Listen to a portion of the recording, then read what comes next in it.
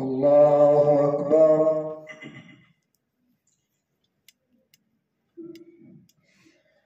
الحمد لله رب العالمين الرحمن الرحيم مالك يوم الدين إياك نعبد وإياك نستعين اهدنا الصراط المستقيم صراط الذين أنعمت عليهم غير المغضوب عليهم ولا الضالين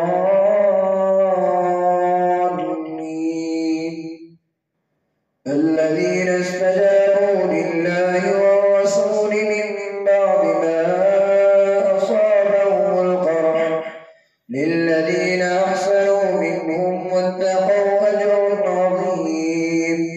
الذين قال لهم الناس إن الناس قد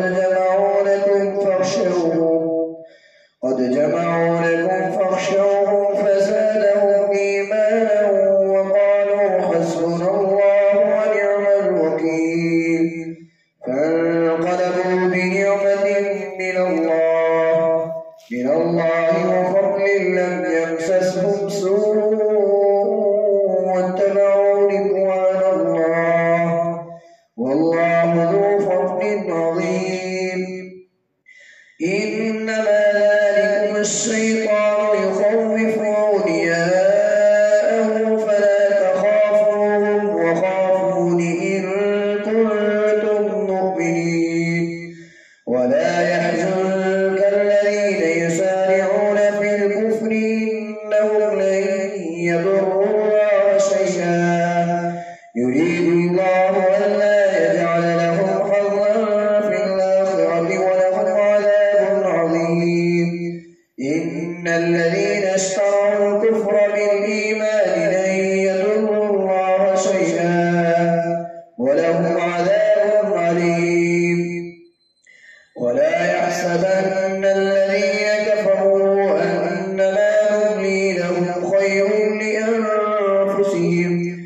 إنما نملي لهم ليزدادوا إثما ولهم عذاب مهين. ما كان الله ليذر المؤمنين على ما أنتم عليه حتى يميز الخبيث من الطيب وما كان الله ليطلعكم على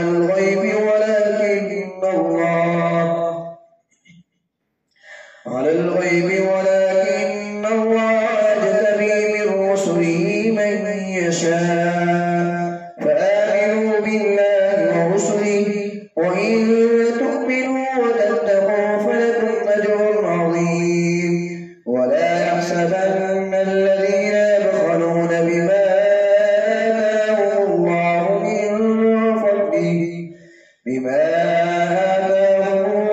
من فضله هو خيرا لهم بل هو شر لهم سيطوقون ما بخلوا به يوم القيامة ولله ميراث السماوات والأرض والله بما تعملون خبير. لقد سمع الله قول الذين قالوا إن الله فقير ونحن أغنياء سنكتب ما قالوا وقتلهم الأنبياء بغير حق ونقول ذوقوا عذاب الحريق ذلك بما قدمت أيديكم وأن الله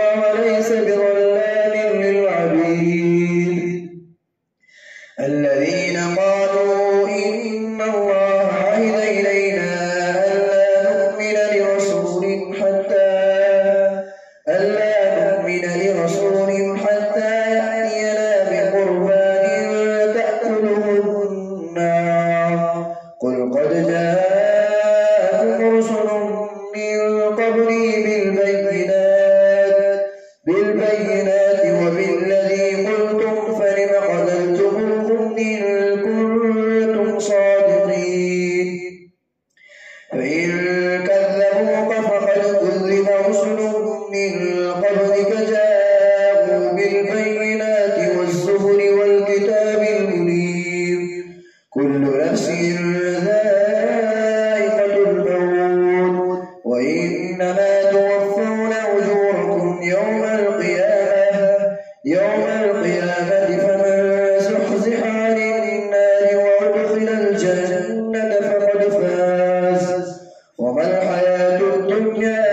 إلا متاع الغرور لتبلون في أموالكم وأنفسكم ولتسمعن من الذين أوتوا الكتاب من قبلكم ومن الذين أشركوا إذا كثيرا وإن تصبروا وتتقوا فإن ذلك من عزم الأمور لتبلون في أموالكم وأنفسكم ولتسمعن من الذين أوتوا الكتاب من قبلكم ومن الذين أشركوا أذى كثيرا وإن تصبروا وتتقوا فإن ذلك من عزم الأمور وإذ أخذ الله ميثاق الذين أوتوا الكتاب لتبيننه للناس ولا تكتمونه فنبذوه وراء ظهورهم واشتروا به ثمنا قليلا فبئس ما يشترون لا تحسبن الذين يفرحون بما آتوا ويحبون أن يحمدوا بما لم يفعلوا فلا تحسبنهم بمفازة من العذاب ولهم عذاب أليم ولله ملك السماوات والأرض والله على كل شيء قدير إن في خلق السماوات والأرض واختلاف الليل والنهار لآيات لأولي الألباب الذين يذكرون الله قياما وقعودا وعلى جنوبهم ويتفكرون في خلق السماوات والأرض ربنا ما خلقت هذا باطلا سبحانك فقنا عذاب النار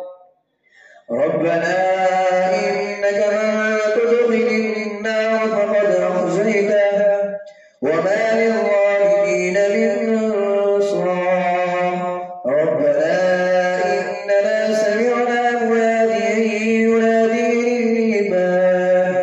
للإيمان أن آمنوا بربكم فآمنا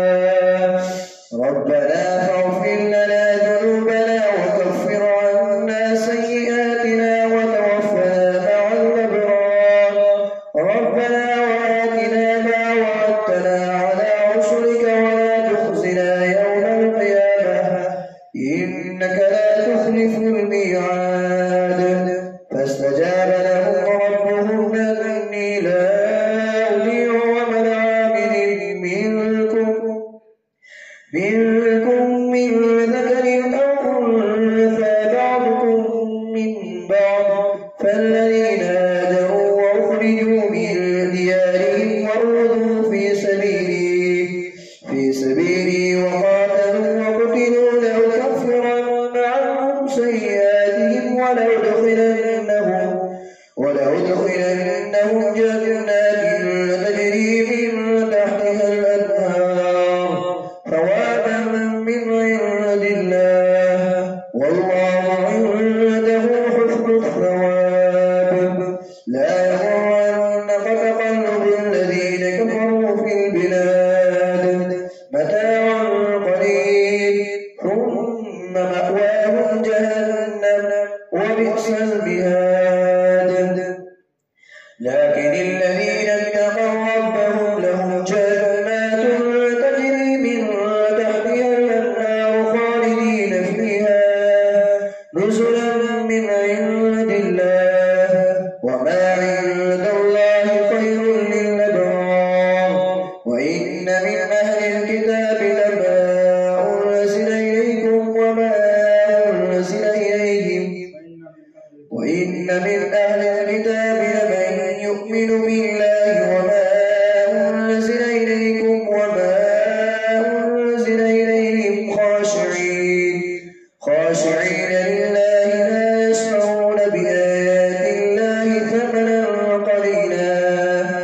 أولئك لهم أجرهم عند ربهم إن الله سريع الحساب يا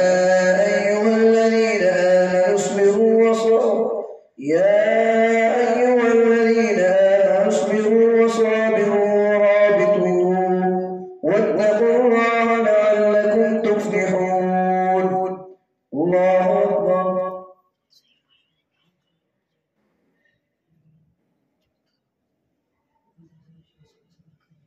سمع الله لمن حمده الله أكبر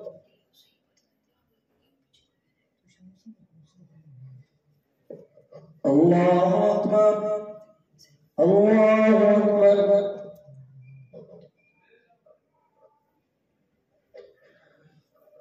الله أكبر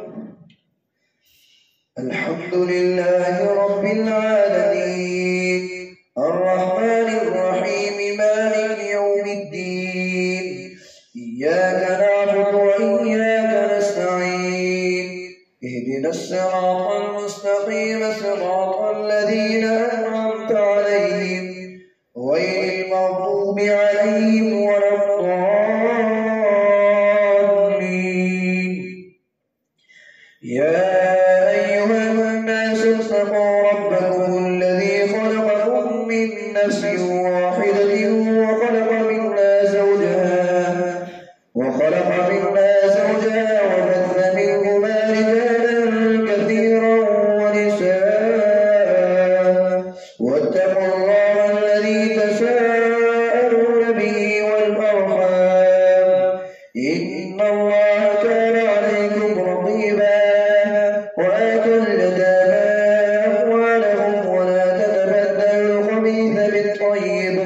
ولا تأكلوا أموالهم إلى أموالكم إنه كان حوبا كبيرا وإن خفتم ألا تقسطوا في اليتامى فانكحوا ما طاب لكم من النساء مثنى وثلاث ورباع فإن خفتم ألا تعدلوا فواحدة أو ما ملكت أيمانكم ذلك أدنى ألا تعولوا وآتوا النساء صدقاتهن نحلة فإن طبن لكم عن شيء منه نفسا فكلوه هنيئا مريئا ولا تؤتوا السفهاء أموالكم التي جعل الله لكم قياما وارزقوهم فيها واكسوهم وقولوا لهم قولا معروفا وابتلوا اليتامى حتى إذا بلغوا النكاح فإن آنستم منهم رشدا فدفعوا إليهم أموالهم فأشهدوا عليهم وكفى بالله حسيبا وابتلوا اليتامى حتى إذا بلغوا النكاح فإن آنستم منهم رشدا فادفعوا إليهم أموالهم فأشهدوا عليهم ولا تأكلوها إسرافا وبدارا أن يكبروا ومن كان غنيا فليستعفف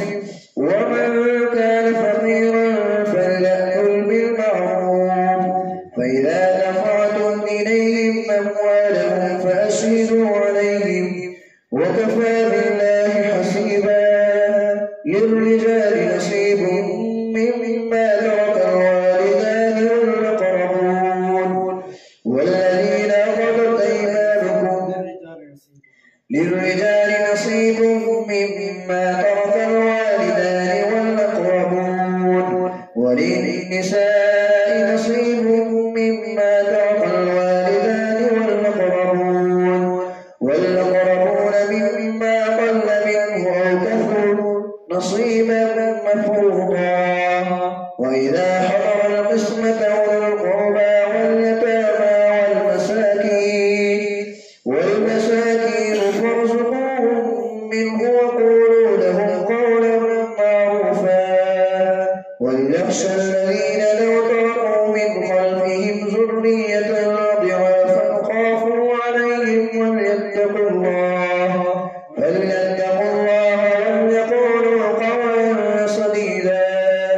إن الذين يأكلون أموال اليتامى ظلما إنما يأكلون في بطونهم نارا وسيصلون سعيرا. يوصيكم الله في أولادكم للذكر مثل حظ الأنثيين فإن كن نساء فوق اثنتين فلهن ثلثا ما ترك وإن كانت واحدة فلها النصف ولأبويه لكل واحد منهما السدس مما ترك إن كان له ولد فإن لم يكن له ولد وورثه أبواه فلأمه السدس من بعد وصية يوصي بها أو دين.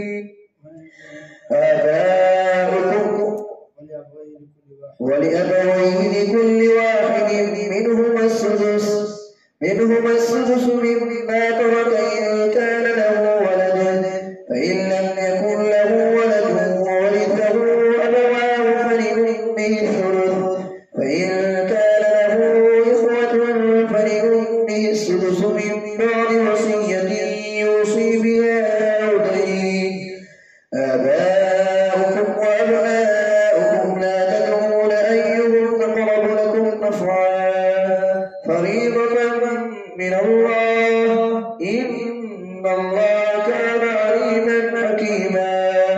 ولكم نصف ما ترك أزواجكم إن لم يكن لهن ولد فإن كان لهن ولد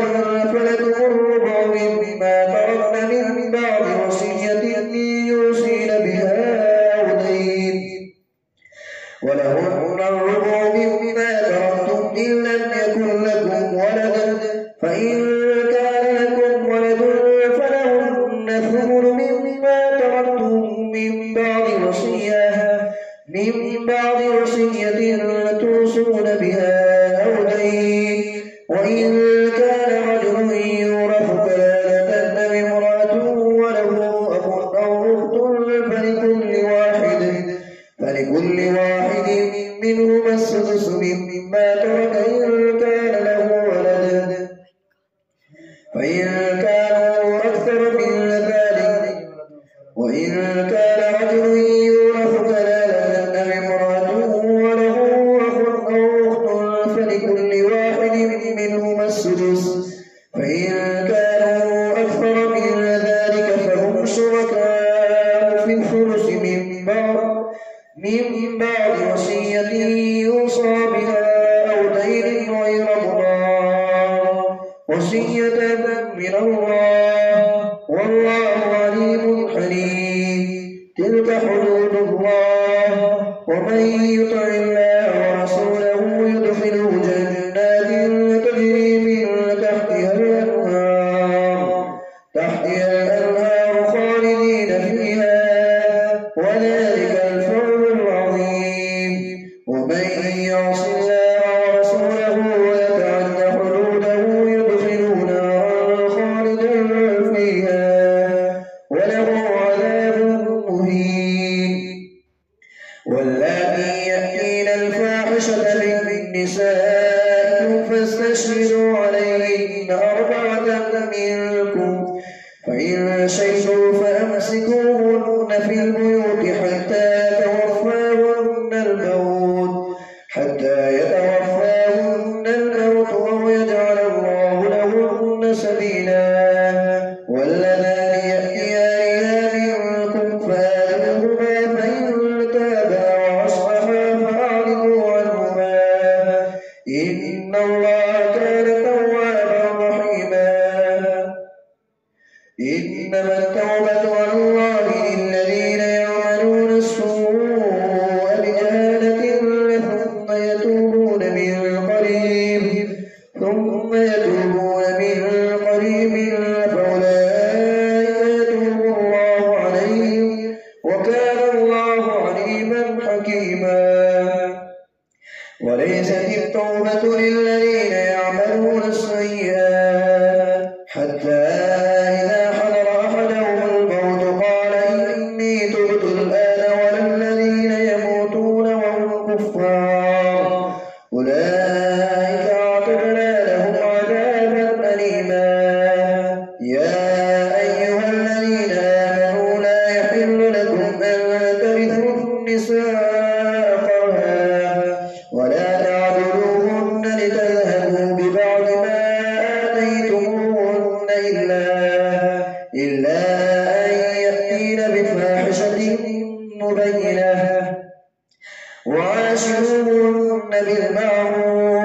فإن كرهتموهن فعسى أن تكرهوا شيئا ويجعل الله فيه خيرا كثيرا. وإن أردتم استبدال زوج مكان زوج وآتيتم إحداهن قنطارا فلا تأخذوا منه شيئا أتأخذونه بهتانا وإثما مبينا. وكيف تأخذونه وقد أفضى بعضكم إلى بعض وأخذن منكم ميثاقا غليظا. ولا تنكحوا ما نكح آباؤكم من النساء إلا ما قد سلف إنه كان فاحشة ومقتا وساء سبيلا. حرمت عليكم أمهاتكم وبناتكم وأخواتكم وعماتكم وخالاتكم وبنات الأخ وبنات الأخت وأمهات نسائكم اللاتي حرمت عليكم أمهاتكم وبناتكم وأخواتكم وعماتكم وخالاتكم وبنات الأخ وبنات الأخت وأمهاتكم اللاتي أرضعنكم وأخواتكم من الرضاعة وأمهات نسائكم